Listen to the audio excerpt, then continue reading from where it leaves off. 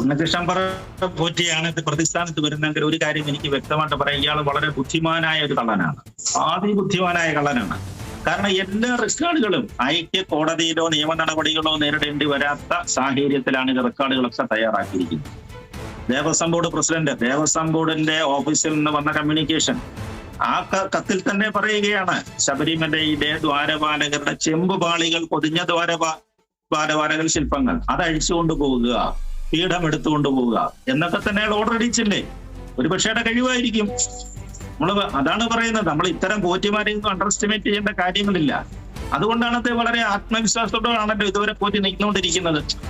ദേവസ്വം വിജിലൻസിന്റെ അന്വേഷണത്തിൽ നടക്കുന്ന സമയത്ത് പോലും പോറ്റി കാണിക്കുന്ന ആത്മവിശ്വാസത്തിന്റെ അടിസ്ഥാനം അത് തന്നെയാണ്. അയാൾക്ക് കിട്ടിയിരിക്കുന്നത്, അയാൾ ആ രേഖകളെല്ലാം കൃത്യമായിട്ട് തയ്യാറാക്കി തന്നെയാണ് ഈ ബുദ്ധിപരമായ കളവ് അദ്ദേഹം പോറ്റി നടത്തിയിരിക്കുന്നത്.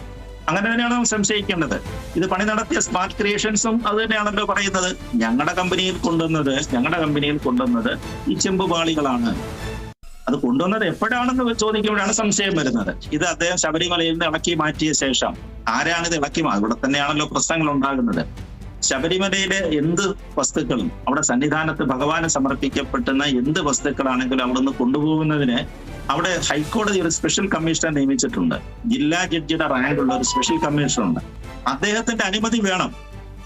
മറ്റാരുടെയും അനുമതികളെക്കാട്ടിൽ ഏറ്റവും ഉപരിയായിട്ട് ആദ്യം വാങ്ങിക്കേണ്ടത് സ്പെഷ്യൽ കമ്മീഷൻ അനുമതിയാണ്.